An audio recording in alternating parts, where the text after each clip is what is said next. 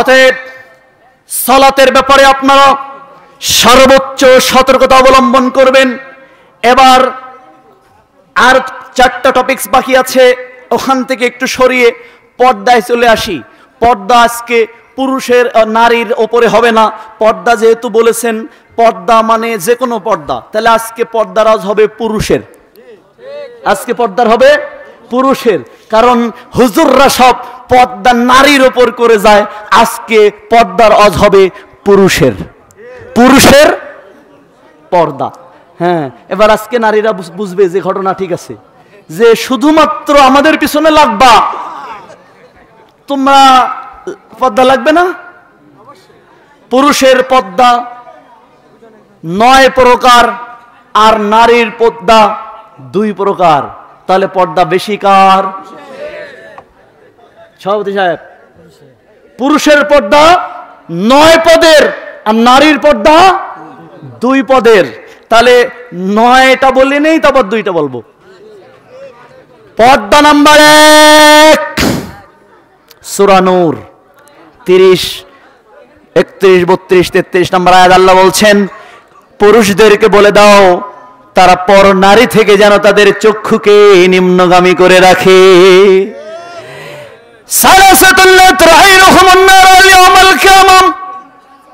তিন শ্রেণীর মানুষকে, এক কথা বলিস কেন, চুপ কর, ননসেন্স। আমি কথা বলছি, একই কথা বলবো, তোমার কথা বলার দরকার নাই। তুমি চুপচাপ মেরে চলতে পারো না? বোবা হয়ে চলো।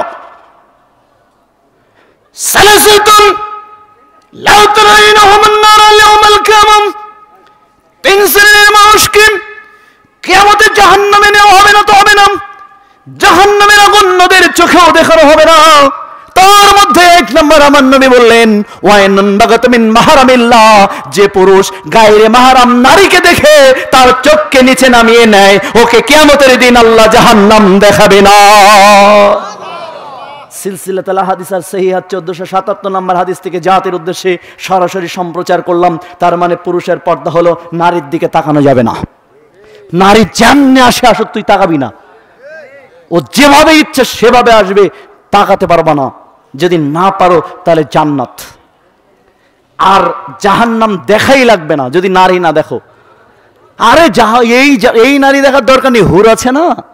আল্লাহ বলছেন, ওহুরনিন কামসালিল লুলুল মাকনুন জাযাআম বিমা কানু ইয়ামালুন, তাদের জন্য আমি জান্নাতে গোপনে সুরক্ষিত মুক্তার ন্যায় ডাগর চক্ষু বিশিষ্ট হুর সংরক্ষণ করে রেখে দিয়েছি। তা হবে ওদের পবিত্র স্ত্রী, যখন ওদের কোন জিন এবং কোন মানুষ কখনো তাদেরকে স্পর্শ করে নাই। সূরা ওয়াকিয়ার 22, 23, 24 নম্বর আয়াত আল্লাহ নবী বলছেন, আল্লাহ তাআলা জান্নাতে এসে জান্নাতীদেরকে বলবেন, সালামুন কাওলাম মির রাব্বির রহিম, তোমরা তোমাদের রহিমের পক্ষ থেকে সালাম গ্রহণ করো। আল্লাহর অভিবাদন শেষ হতে না হতেই আল্লাহর নবী বলছেন, এবার হুররা কনসার্ট শুরু করবে। এসে বলবে, নাহনুল খালিদাতু ফালা নাবিদু ওয়া নাহনুন নাইমাতু ফালা নাবাসু ওয়া নাহনুর রাজাতু ফালা নাসকাতু তুবা লিমান কানা লানা ওয়া কুন্না লাহু। এই ভাষা দিয়ে তারা গান পরিবেশন করে শোনাবে। আল্লাহর নবী বলছেন, পৃথিবীর কোন কান এত সুললিত কণ্ঠ, এত মধুর কণ্ঠ কোনদিন শোনে নাই। তারা নাচবে আর গান গাইবে, তাও গানের ভাষা, নাহনুল খালিদাতু ফালা নাবিদু ওয়া নাহনুন নাইমাতু ফালা নাবাসু। বলবে, চিরকুমারী রব, পুরাণ হব না, কখনো তোমায় ছেড়ে কোথাও যাব না। চিরকুমারী রব, পুরাণ হব না, কখনো তোমায় মনে ব্যথা দেব না। ও স্বামী তোমারই আমি চিরদিন, চিরদিন তুমি আমারই, চিরদিন আমরা তোমারই।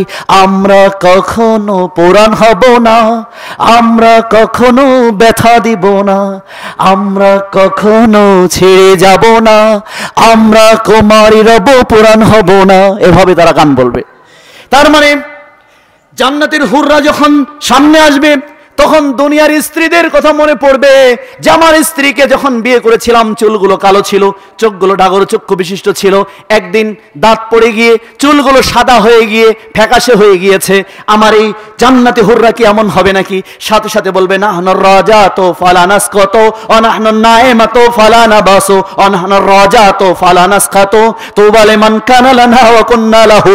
আমরা চিরকুমারী রব, আমরা কোনোদিন বুড়ি হব না। এরপরে জান্নাতের পুরুষগুলো বলবে আমাদের স্ত্রীদেরকে কখনো যদি আমাদের পক্ষ থেকে একটু ভুল হয়ে যেত, আমাদের ওপর রেগে গিয়ে বলতো কোনোদিন তোমার ঘরে আমরা কোনোদিন শান্তি পাই নাই। আল্লাহর নবী বললেন এ কথা বলার কারণে বেশি বেশি নারীগুলো জাহান্নামী হয়ে গেছে। তখন জান্নাতি পুরুষরা বলবে আল্লাহ এরা কি আমাদের উপরে রাগ করবে নাকি এরকম? সাথে সাথে জান্নাতে হুররা বুঝে ফেলবে ওরা কি বলছে, সাথে সাথে বলবে নাহনুর রাজাতু ফালা নাসকাতু, আমরা চির খুশি রব, কোনোদিন তোমাদের সাথে রাগ করব না। এভাবে জান্নাতের হুররা তোমাদেরকে গান পরিবেশন করে জান্নাতে কনসার্ট হবে, যারা দুনিয়ার কনসার্টওয়ালা নারীদের দেখবে না। তাহলে এক নাম্বার হলো পুরুষের পর্দা হলো চোখের পাপড়ি, মহিলারা উপর থেকে কাপড় এভাবে ঝুলিয়ে দিবে আর তুমি মহিলা দেখলে পাপড়ি নামিয়ে দেবে, এই ঠিক আছে? এই হলো তোমার পর্দা। আর ওর পর্দা কি? এখান থেকে এভাবে নামাবে। আর পুরুষের পর্দা হলো চোখ ওখান থেকে নিচে নামাবে, তাহলে আর জাহান্নাম দেখা লাগবে না। এই হলো এক নাম্বার পর্দা। আলিফ লা তুতবিউন নাজরাতান নাজরাতাম ফাইন্না লাকাল উলা ওয়া লাইসাত লাকাল আখিরা। আলী তুমি গায়রে মাহরাম কোন পুরুষের দিকে তাকাবে না, গায়রে মাহরাম কোন মহিলার দিকে তাকাবে না। হঠাৎ দৃষ্টিতে পাপ নেই, কিন্তু একাধিক দৃষ্টি, ইচ্ছাকৃত দৃষ্টি তোমার জন্য জেনাহের গুনাহ হবে। জেনার গুনাহ, কিসের গুনাহ? কিন্তু আপনার এই পথভ্রষ্ট হুজুর এটার অনুবাদ করে যে একবার দেখায় দোষ নাই, এজন্য একবার জনমের মতো দেখে। একবার দেখা না, হঠাৎ দেখা। এটা কি বললাম? হঠাৎ দেখায় দোষ নাই। কি দেখায় দোষ নাই? আবু দাউদ 2149 নম্বর হাদিস, আবু দাউদ 2149 আর 2150 নম্বর হাদিস। কোন মহিলার দিকে হেঁটে গেলে পায়ের জেনা হবে। কিসের জেনা হবে? কোন মহিলার সাথে দেখা করার জন্য, দোস্ত তুমি বোটানিক্যাল গার্ডেনে যাও, আমি আসতেছি, এই বলে যখন বের হওয়া হবে, ওই গার্ডেনে হেঁটে যেতে যত পথ যাবেন প্রত্যেক পদে জেনাহের গুনাহ লেখা হবে। 2150 নম্বর হাদিস। তার মানে পায়ের ওপর হেঁটে যাওয়া থেকে 144 দ্বারা জারি। 2151 নম্বর হাদিস, আপনার পর্দা হচ্ছে হাতের পর্দা। আপনি হাত দিয়ে কোন নারীকে টাচ করার চেষ্টা করতে পারবেন না যে গায়রে মাহরাম। ঠিক আছে? 3, 4 নাম্বার আল্লাহর নবী বললেন আন আবি হুরায়রা রাদিয়াল্লাহু আনহু قال قال رسول الله صلى الله عليه وسلم ما اسفل الكعبين من الازار ففي النار। মহিলারা তাদের টাকনুকে ঢেকে রাখবে আর পুরুষরা তাদের টাকনু আলগা করে দেবে। এটা হচ্ছে আলগা পর্দা। এটা কি পর্দা? আলগা পর্দা। তার মানে এ জায়গায় টাকনু ঢেকে রেখে পর্দা করলে জাহান্নামে যেতে হবে। টাকনু ঢেকে রেখে পর্দা করলে কি হবে? জাহান্নামে যেতে হবে। টাকনু আলগা করে ফেলতে হবে পুরুষকে। টাকনু কি করতে হবে? আলগা করতে হবে। এটা হচ্ছে মুসলিম থেকে মিশকাতের 4314 নম্বর হাদিস। 4314 নম্বর হাদিস। তাহলে পুরুষের পর্দা কয়টা পাইলেন? হ্যাঁ, 4টা। টাকনু খোলা রাখতে হবে। যে পুরুষ টাকনু ঢেকে মহিলাদের মতো বের হবে, সে আল্লাহ নবী বলছেন মাসপালাল কাবাইনি মিনাল ইজারে ফাফিন্নার, সে জাহান্নামে যাবে। কোথায় যাবে? জাহান্নামে যাবে। এবার পুরুষের পর্দা নাম্বার কত? খাবার জীবনে খাস নাই তোরা? খা। হ্যাঁ, ঠিক আছে। জন্মের খাওয়া খা।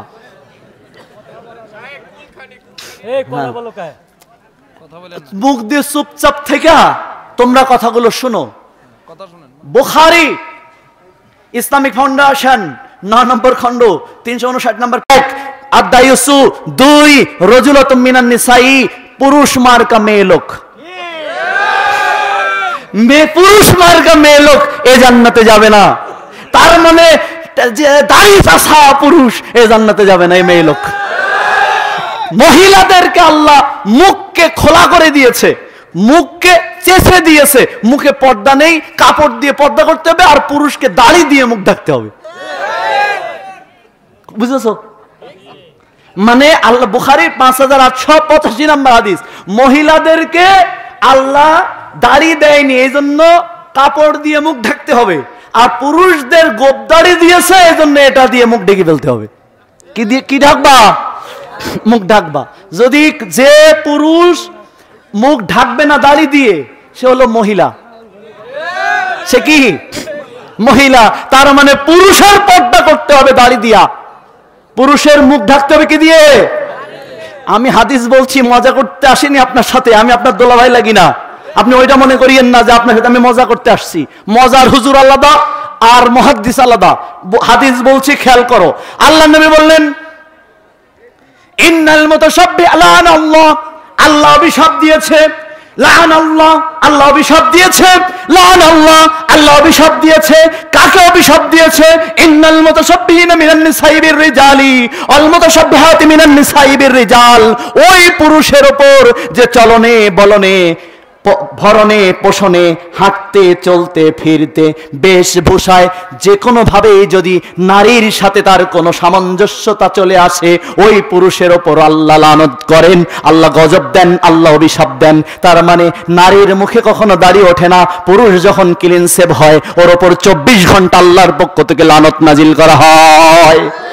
বুখারী 5885 নম্বর হাদিস, আমার বাবার বাড়ির না, বুখারী 5885 নম্বর হাদিস। তার মানে বোঝা যাচ্ছে যে পুরুষের পর্দা করতে হবে দাড়ি দিয়ে। কেমন? দাড়ি ছাড়া কোনো পুরুষ জান্নাতে যাবে না, ওরা হলো বিরোধী দল, জান্নাতে যাবে আল্লাহর দল। কোনো অপোজিশন পার্টি জান্নাতে যাওয়ার সুযোগ পাবে না।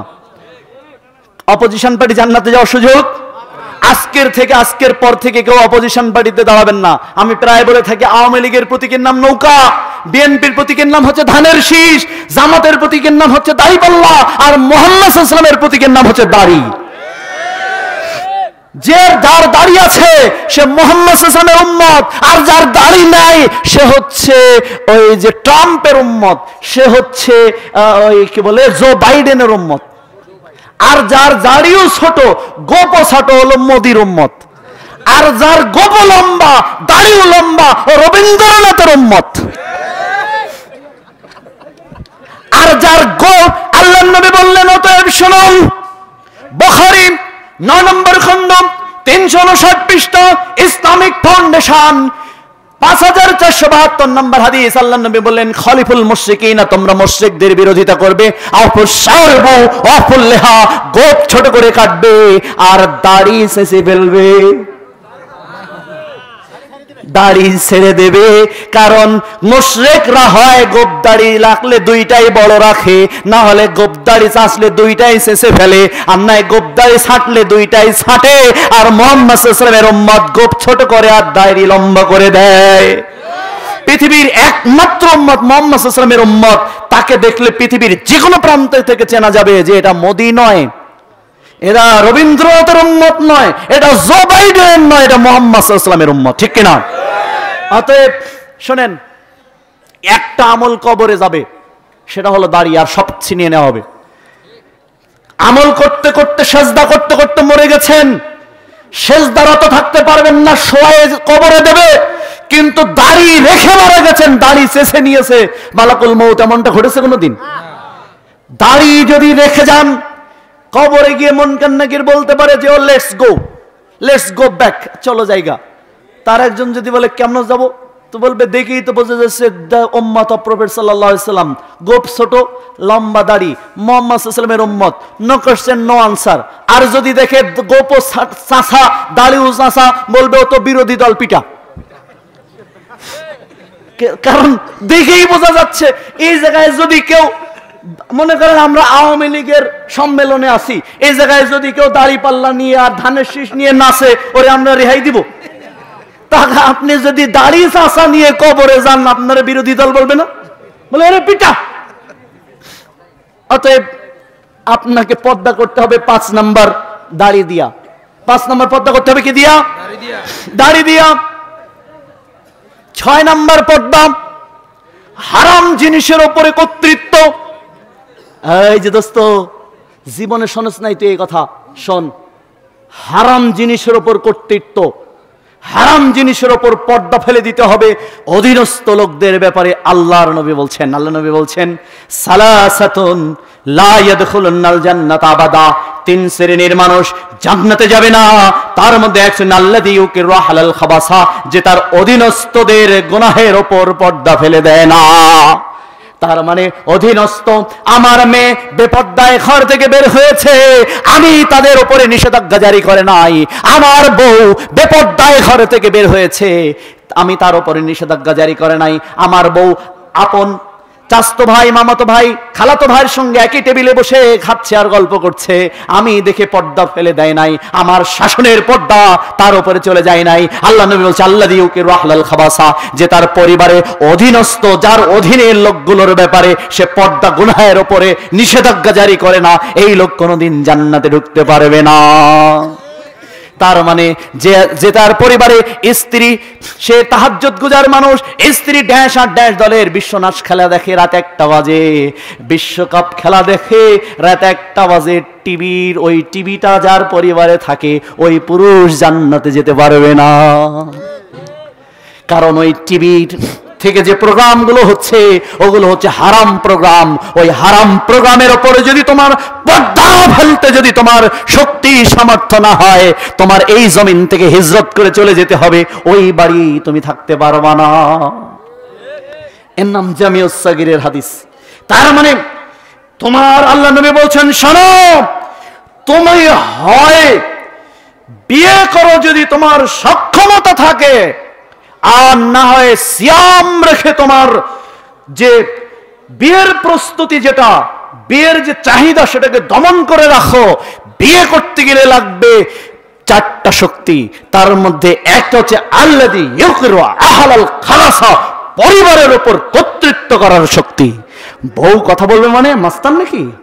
তুই আমার কথায় চলবি, আমি যা বলবো এটাই চূড়ান্ত, এটাই চলবে। অতএব গুনাহের উপর বউয়ের উপর আদেশ চলবে, এটা করতে হবে, এটার বিপরীত করা যাবে না, না হলে আমার সাথে থাকা যাবে না। এই কর্তৃত্ব চালাতে হবে বউয়ের উপর। আল্লাহ নবী বলছেন, না হলে তোমার এই পুরুষের পর্দা ফেটে যাবে। পুরুষের পর্দা কি হবে? ফেটে যাবে, কেটে যাবে। তাহলে 6 নম্বর পুরুষের পর্দা কি পেলেন? কি আপনারা কষ্ট পাইছেন অনেক না? আচ্ছা, পাইলে পান, আমার সমস্যা নাকি, আপনি পাইলে। হ্যাঁ, পুরুষের পর্দা কয়টা পেলেন? 6টা পেলেন। পুরুষের পর্দা নাম্বার 7। পুরুষের পর্দা কয়টা? 7 নাম্বার। 8, 9 আর 3টা বাকি আছে। 7, 8, 9। পুরুষ কোন গায়রে মাহরাম মহিলার সঙ্গে তার কণ্ঠের পর্দা করবে। তার মানে মোবাইলে বা অফিসে, আদালতে পাশে বৈশা মজার মজার গল্প, এটা মহিলারা খুশি হবে এবার, যে মজায় গল্প, কোয়ালিগের সাথে মজা করে গল্প করবে। বাবা, আজকে সকালে কি কি দিয়ে খেয়ে আসলেন, তো তোর কি দরকার এটা? ও কি যা খাইছে খাক, তোর সমস্যা। এত দরদি গেল তুমি, এটা তোমার বউয়ের কাছে সপ্তাহের পর সপ্তাহ কেটে যায়। বউ দুপুরে কি খেলো খবর নিতে যাও না, পাশের আপা দুপুরে কি খেয়েছে প্রত্যেক দিন জিজ্ঞাসা করা লাগে কেন? তুমি খাটাস, এজন্য তুমি কি খাটাস, এজন্য জিজ্ঞেস করো। আল্লাহ দেখো আলিম, তুমি যখন তার নিয়ে অন্তরে কোনো কিছু ভাবো, তোমার কণ্ঠে এমন কণ্ঠ মেরিয়ে যদি কথা বলো, সে যদি তোমার দিকে প্রলুব্ধ হয়, এর জন্যই তোমার জেনার পাপ লেখা হবে। কি পাপ লেখা হবে? জেনার পাপ লেখা হবে। যে অন্তর দিয়ে যদি আপনি কামনা করেন কিছু ভিন্ন, তাহলে অন্তরের জেনা হবে। অতএব আপনার অন্তরের উপরে পর্দা লাগাতে হবে একটা দোয়া দিয়ে। 7 নাম্বার হলো অন্তরের উপরে একটা পর্দা লাগাতে হবে একটা দোয়া দিয়ে। দেখেন, মারাত্মক কথা।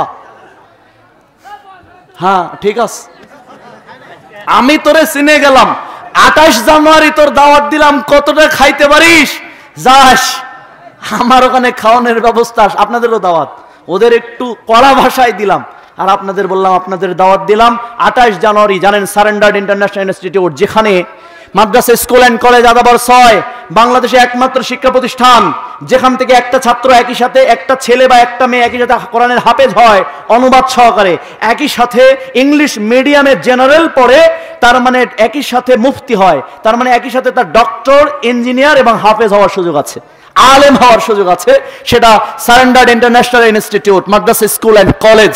আপনাদের দাওয়াত রইল 28 জানুয়ারি আমাদের সমাবর্তন, 8ম সমাবর্তন সারেন্ডারে বাংলাদেশের জমিনে একমাত্র শিক্ষা প্রতিষ্ঠান। আপনারা যাবেন, দোয়া করবেন, এবং সেখানে প্রত্যেক বছর 25 ডিসেম্বর ভর্তি পরীক্ষার মাধ্যমে প্লে গ্রুপ থেকে আসাফুল আওয়াল থেকে 3.5 থেকে 20 বছর পর্যন্ত বিভিন্ন ছেলে মেয়েদের ভর্তি গ্রহণ করা হয় ভর্তি পরীক্ষার মাধ্যমে। সবার অংশগ্রহণ করার সুযোগ থাকে না, একটা ক্লাসে মাত্র 15 জন করে স্টুডেন্ট, একটা ক্লাসে মাত্র 15 জন করে স্টুডেন্ট ভর্তির সুযোগ পায়। এই সমাবর্তনে আপনাদের আমি দাওয়াত দিয়ে গেলাম, আপনারা গিয়ে আপনাদের একটু খাওয়ায়ে আমাকে জান্নাত কেনার সুযোগ দিয়ে ধন্য করবেন, এটা আপনাদের কাছে আমার বিনীত দাবি। আজকের প্রধান অতিথি মহোদয়, এরপরে আমাদের সভাপতি, অন্যান্য মঞ্চে যারা রয়েছেন তাদের কাছে আমি দাওয়াতটা পৌঁছে দিলাম। যাবেন তো? যাবেন না? আচ্ছা আচ্ছা, না গেলে ভালো, টাকা পাঠাবা না, যদি যাও তাহলে টাকা দেওয়া লাগবে না, না গেলে জরিমানা দিবা, পারবা তো? হ্যাঁ ঠিক আছে। ঢাকা আদাবর 6 নম্বর রোড, আদাবর 6 নম্বর রোড, সারেন্ডার্ড ইন্টারন্যাশনাল ইনস্টিটিউট, আলিফ হাউজিং বললেই হবে। Surrendered international institute Madrasa school and college, Adabor 6 road number 6, surrender tower যাবেন। যাই হোক, আল্লাহর নবী বলছেন আল্লাযী আল্লাহুম্মা ইন্নী আসআলুকা আল্লাহুম্মা ইন্নী আউযু বিকা মিন শাররি সামিহি ওয়া শাররি বাসারি ওয়া শাররি লিসানি ওয়া শাররি কলবি ওয়া শাররি মানি। হে আল্লাহ, তুমি আমার আল্লাহুম্মা ইন্নী আউযু বিকা মিন শাররি সামি, কোন মহিলার, বেগানা মহিলার অথবা কোন গুনাহের কথা শোনা থেকে তুমি আমার কানের উপর পর্দা লাগিয়ে দাও। তার মানে এই দোয়ার মাধ্যমে আপনার কানের উপর একটা পর্দা লাগাতে হবে। এই দোয়া করার সঙ্গে সঙ্গে আল্লাহর পক্ষ থেকে কানের উপর পর্দা চলে আসবে, গায়রে মাহরাম মহিলার কথা শুনতে আর ভালো লাগবে না। যেই বলবেন আল্লাহুম্মা ইন্নী আউযু বিকা মিন শাররি সামি, এখন যাওয়া যাবে না, এটা শেষ করি। আল্লাহুম্মা ইন্নী আউযু বিকা মিন শাররি সামি ওয়া শাররি বাসারি, বলেন ওয়া শাররি বাসারি। আল্লাহ নবী নিজেই বলতেন দোয়া, ওয়া শাররি বাসারি, আল্লাহ চোখের উপর পর্দা দিয়ে দাও যেন গায়রে মাহরাম হারাম মহিলার উপর আমার চোখ চলে না যায়।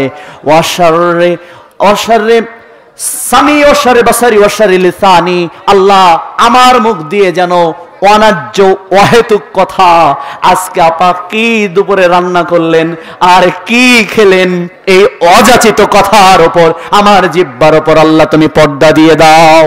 সুবহানাল্লাহ বলবেন না? স্বয়ং আল্লাহর নবী বলতেন। আপনি ইচ্ছা করলেই পারবেন তা নয়। 8 নম্বর হলো এই দোয়ার মাধ্যমে পর্দা লাগাতে হবে। কি দিয়ে? মহিলারা যখন পর্দার রস শুনে বোরখা কিনে পর্দা লাগাবে, আর আপনারা এই দোয়া পড়ে নিজেদের উপর পর্দা লাগাবেন প্রত্যেক দিন, মনে থাকবে? বলেন আল্লাহুম্মা ইন্নী আউযু বিকা মিন শাররি সামি, হে আল্লাহ আমার স্মৃতি শক্তির উপর তুমি পর্দা টেনে দাও। ওয়া শাররি বাসারি, আমার দৃষ্টি শক্তির উপর পর্দা টেনে দাও।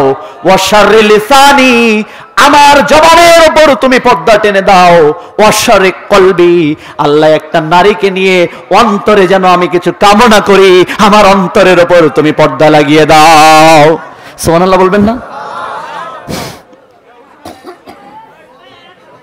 ওয়া শাররি কলবি ওয়া শাররি মানি।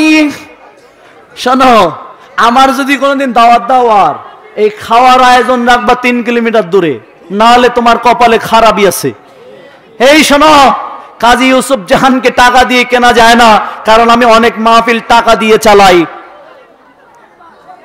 বুঝেছিস? এই শোন, 2014 সাল পর্যন্ত বাংলার জমিন থেকে কোনো মাহফিল থেকে টাকা নেইনি।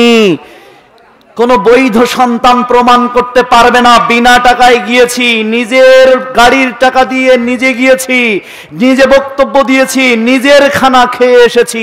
এখন তোমাদের বাড়ি দুইটা খাই, তোমরা কাঁদো বলে যে আমরা এত কষ্ট করে একটু রান্না করলাম, ভালোবাসি আপনাকে, একটু খাওয়াবো, একটু খান না। তোমাদের কান্নার কারণে তোমার বাড়ি খাই, নালে তোমার খাওয়া আমার খাওয়া লাগবে না, আমি আল্লাহর জন্যই আসি। মনে রাখবা, এই জন্য ইউসুফ জাহানকে কোনোদিন আনতে হলে তুমি 10 বার দাওয়াত দিয়েও কিন্তু কেনা যাবে না, লক্ষ মানুষ দিয়ে আমাকে কেনা যাবে না, আমাকে নীতি দিয়ে কিনতে হবে। কি দিয়ে? নীতি দিয়ে। উল্টো পাল্টা মনে করিও না।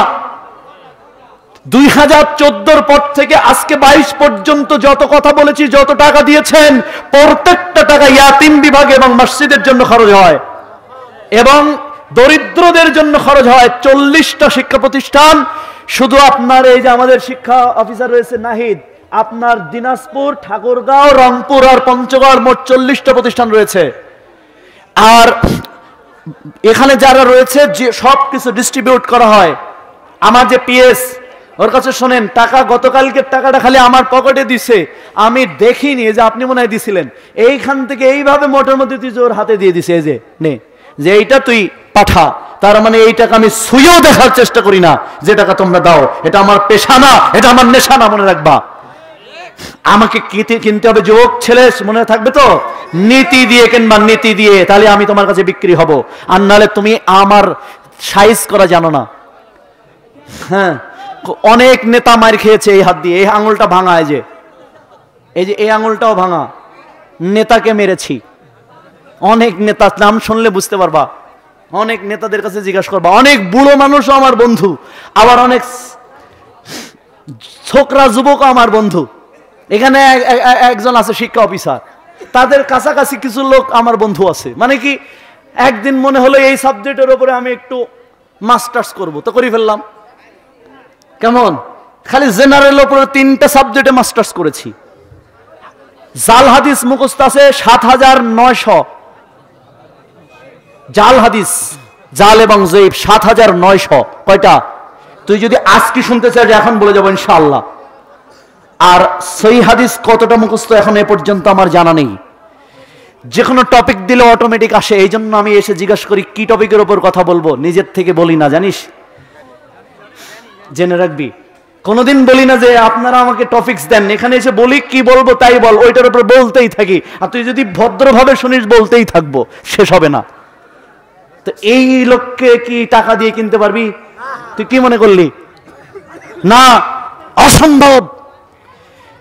নবী যে কথা বলতেন, আমার প্রাপ্তি আমার আল্লাহর কাছে, আমি প্রত্যেক দিন বলি আল্লাহ আমার প্রাপ্তি তোমার কাছে, আমি তোমার জাতির কাছে আমার কিছু চাওয়ার নেই, কিচ্ছু চাইতে আসিনি তোমার কাছে। তুমি আজকে টাকা নাও দিলে আমার কিছু করার নেই, আমার ইয়াতিমদের আল্লাহ অন্যভাবে ব্যবস্থা করবে। তোমার যদি টাকা নাও থাকে আমার আপত্তি নাই। আরে যশোরে গেছি মাত্র 1 সপ্তাহ আগে, 13,000 টাকা খরচ হয়েছে। কত দিয়েছি আমরা? আমাকে 5,600 টাকা দিয়েছে। আমি কিছু বলেইনি যে তোমরা কেন 5,600 টাকা দিয়েছো, আমার নিজের পকেট থেকে দিয়ে এসেছি। আল্লাহর দিনের জন্য কাজ করছি, করব, তোমাদের নিয়ে 1000 বার করব, টাকা ছাড়া করবো ইনশাআল্লাহ। অতএব নীতি দিয়ে কিনবা, ঠিক আছে? আজকে যে বিশৃঙ্খলা, এই যে আজকে তোমাদের কমিটির ওপরে আমি ক্ষোভ ঝাড়লাম, তোমরা পরবর্তীতে যদি আমার কোনোদিন ডাকো, আর তো ডাকবা না, আমার আসারও দরকার নেই, তাই না? আজকে যে কথা আমি কইছি তা যদি আমারে আবার ডাকে, তাহলে হয় উনি পাগল, না হয় শিশু, আর নাহলে আল্লাহর ওলি। এতে যদি আমার আর ডাকে, যেই কইছে হুজুর দিয়ে সবাই মিলে এই করবে, দিলাম এক বকা। হ্যাঁ, এইটা এরপরে একটার পর একটা তো কইতেই আছে। এতে যদি আর ডাকে, তাহলে হয় শিশু, নাহলে কি, নাহলে পাগল, না হলে আল্লাহর ওলি, 3টার একটা। আসছি আমার ভাইরাম, ওয়াশরিল সামিম, যুবক ভাইরা খুব সাবধান।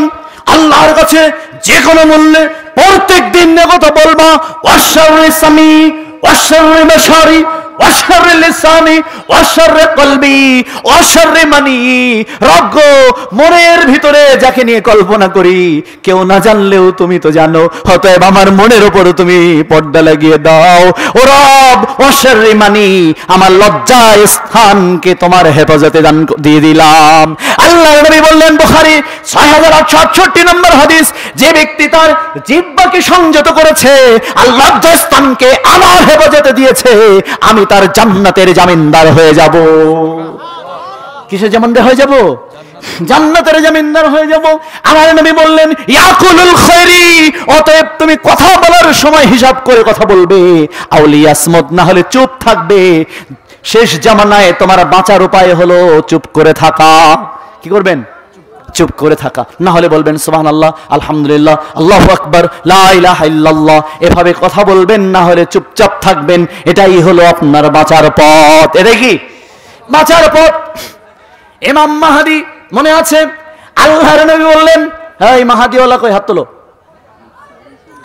আল্লাহর নবী বললেন, কাইফা আনতুম, কেমন লাগবে সেদিন তোমার, ইজা নাজালা ঈসা ইবনে মারইয়াম মিনকুম ওয়া ইমামুকুম মিনকুম, সেদিন ঈসা ইবনে মারইয়াম আসবে কিন্তু নেতা নির্বাচন হবে মাহদী, আমার উম্মত মাহদী হবে তোমাদের নেতা। তার মানে ইমাম মাহদী ঈসা আলাইহিস সালাতু ওয়াস সালাম দুনিয়ায় আসার পরেও নবী হিসাবে তিনি নেতৃত্ব দিবেন না, ইমাম মাহদী মুহাম্মদ সাল্লাল্লাহু আলাইহি ওয়াসাল্লামের উম্মত, তিনি নেতৃত্ব দান করবে। এটাই হলো ইমাম, এই উম্মতের সম্মান। ইমাম মাহদী বলছেন, ঈসা নাজালা ঈসা ইবনে মারইয়াম, ঈসা ইবনে মারইয়াম চলে আসবেন।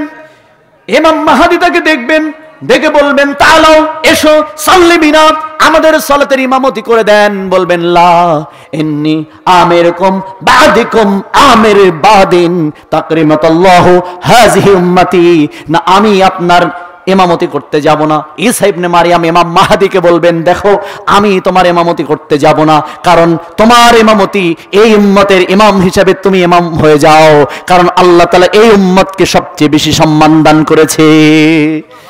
আল্লাহ নবী বলছেন, ইমাম মাহদী মিন আহলি বাইতি আকরামাতাল্লাহু কুল লাইলাতিন, ইমাম মাহদী হবে আমার পরিবার থেকে, মিন ফাতেমাতা, ফাতেমাতার সন্তান হবে, সে ফাতেমার সন্তান হবে আমার পরিবারের থেকে, আমার থেকে ইমাম মাহদী আসবে। ইমাম মাহদী আসবে এক রাতে, ইমাম মাহদীকে আল্লাহ তাআলা যোগ্য বানিয়ে দিবে, আগের রাতে জানবে না, পরের রাতে সে এত বড় যোগ্য।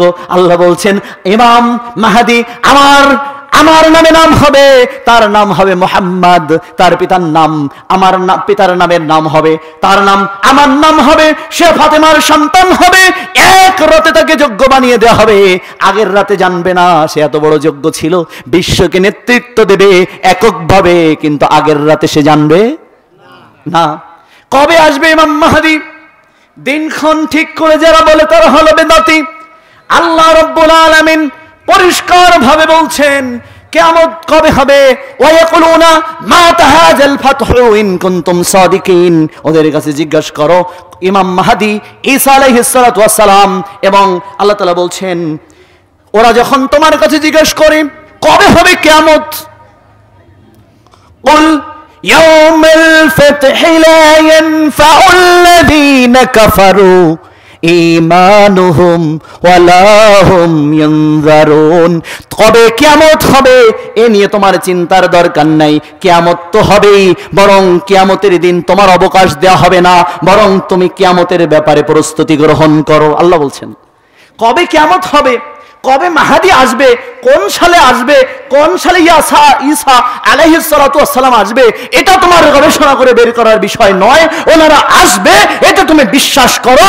বাদিরু বিআমালি সিত্তা, খুব খেয়াল করেন, মুসলিমের হাদিস, বাদিরু বিআমালি সিত্তা, তোমরা 6টা জিনিস প্রকাশ হওয়ার আগে আমলে লিপ্ত হও।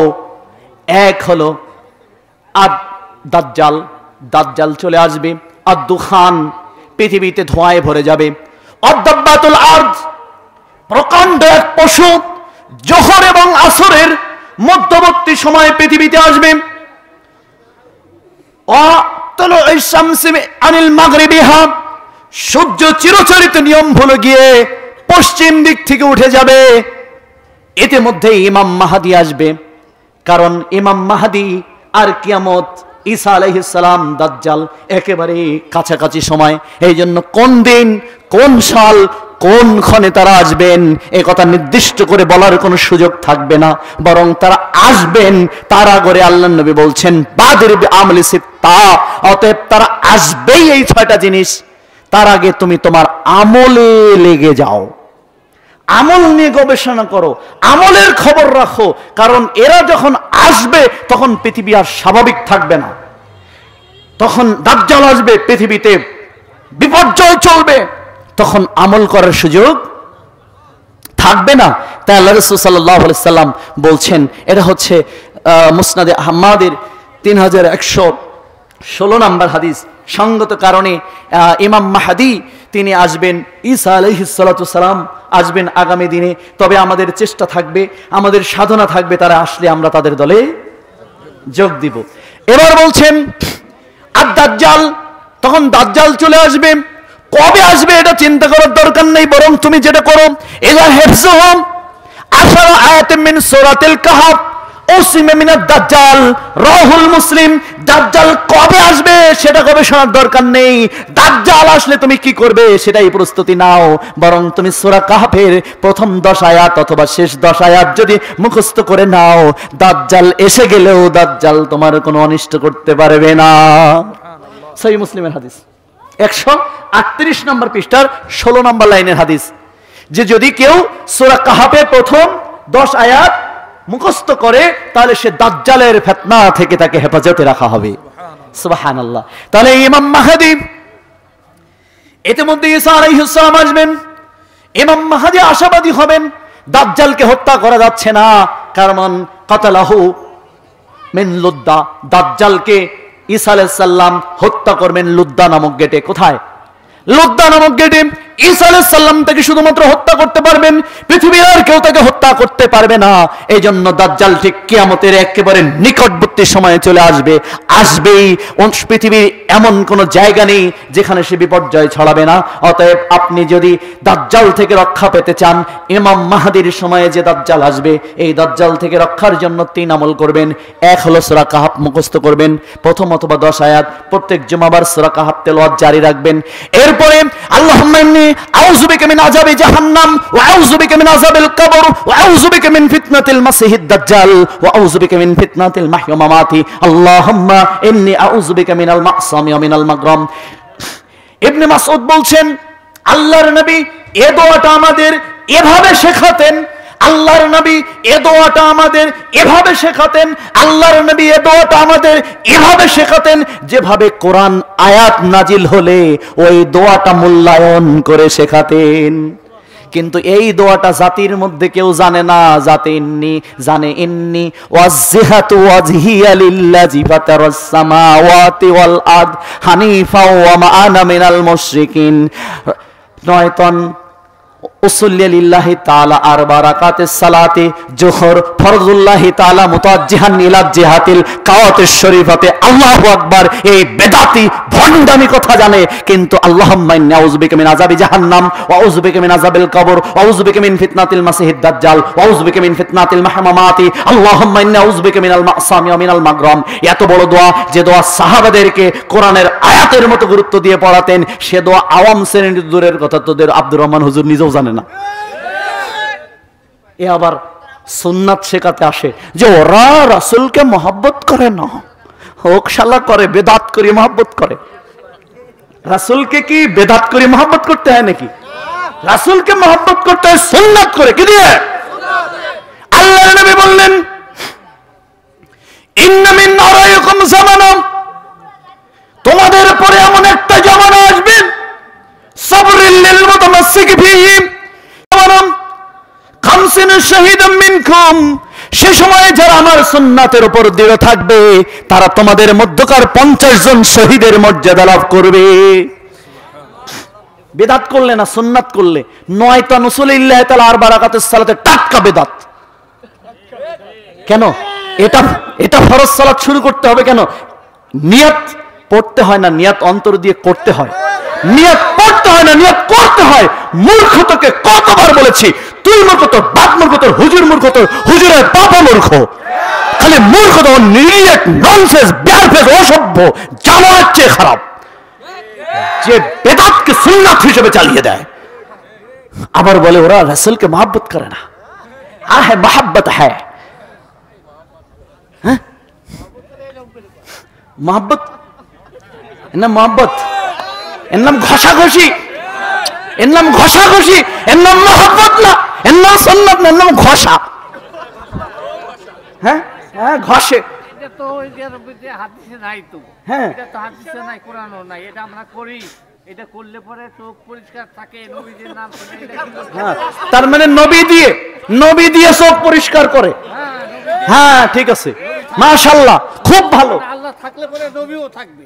আচ্ছা আচ্ছা আচ্ছা, তো ভালো কথা, তা তুমি করো, 3টা পুরস্কার পাবা। হ্যাঁ, ওনার পক্ষে আমি, ওনার মুরব্বী মানুষ, বিপক্ষে না কই 4টা হাদিস দিই। কয়টা দেব? কয়টা দেব? কয়টা? যদি আমার বাড়ির থেকে বলি তাহলে জুতা দিয়ে আমাকে মারবি তোরা, আর যদি আমি হাদিস থেকে বলি এই নীতির উপর জুতা মারবি, এই নীতির কবর রচনা করবি। শান এক, কুল্লু উম্মাতিন ইয়াদখুলুন জান্নাতা ইল্লা মান আবা, আমার সব উম্মত জান্নাতে যাবে, আবার গোষ্ঠী যাবে না। সাহাবারা বলেন ওমান আবা, কে আবা? বলেন ওমান না তো আমি ফাতাখালাল জান্নাহ, যে প্রত্যেক ক্ষেত্রে আমার নীতি অনুযায়ী চলবে সে জান্নাতে যাবে। আমার নীতির ওমান আসানি ফাকাদ আবা, আমার নীতির বাইরে যে চলবে সে জান্নাতে যেতে পারবে না। বুখারী ৭২২০ নম্বর হাদিস। 2 নাম্বার 2 আন আলী রাদিয়াল্লাহু আনহু কল, এটা বুখারী 3179 নম্বর হাদিস, 266 নম্বর পৃষ্ঠার 8 নম্বর লাইন থেকে জাতি তোর উদ্দেশ্যে সরাসরি সম্প্রচার করছি, মনোযোগ দিয়ে শুনে রাখবি। আলী বলছেন ফামান আহদাস হাদাসান আও মুহদিসান ফাআলাইহি লানাল্লাহু ওয়াল মালাইকাতি ওয়ান নাস আজমাইন লা ইয়াকবাল মিনহু আদলুন ওয়ালা সারফুন, যে ব্যক্তি আমার দিনের মধ্যে আমি যা বলেনি, আমি নির্দেশ দেইনি, আমার নির্দেশের বাইরে গিয়ে যে আমার দিনের মধ্যে নতুন কোনো কিছু সংযোজন করে মহব্বত দেখায়, ফাআলাইহি লানাল্লাহ, এবং যাকে এই মহব্বতকারীকে যারা আশ্রয় প্রশ্রয় দেয়, ফাআলাইহি লানাল্লাহ, তাদের উভয়ের উপর আল্লাহর গজব নাজিল হয়। ওয়াল মালাইকা, সমস্ত ফেরেশতারা তাদের অভিশাপ দেয়। ওয়ান নাস আজমাইন, সমগ্র মানব জাতির অভিশাপ বর্ষিত হয়। এই জন্য তো তোদের চোখে চশমা লাগে। আমার বয়স কম হয় নাই, আমার বয়স এখন কম হয় নাই, আমার লাগে না, তোর লাগে কেন? হ্যাঁ হ্যাঁ, এত ঘষাঘষির পরেও এত চোখের জ্যোতি কমে কেন? সুন্নাত মানলে চোখের জ্যোতি বাড়ে, মুখের জ্যোতি বেড়ে যায়। ইন্না দীনাম বা'দা গরিবুন ফাতুমালিল গুরামাইল্লাযিনা মাফসাদান নাসি মিন বাদি মিন সুন্নতি, যারা আমার সুন্নাতকে আঁকড়ে ধরে রাখে, আমার বলা কথা হুবহু মানুষের কাছে পৌঁছে দেয়, আল্লাহ তাদের মুখ এবং চোখকে উজ্জ্বল করে দেয়। আল্লাহ তাদের মুখ উজ্জ্বল করে দেয় যারা রাসূলের সুন্নাত প্রতিষ্ঠা করে হাদিস অনুযায়ী।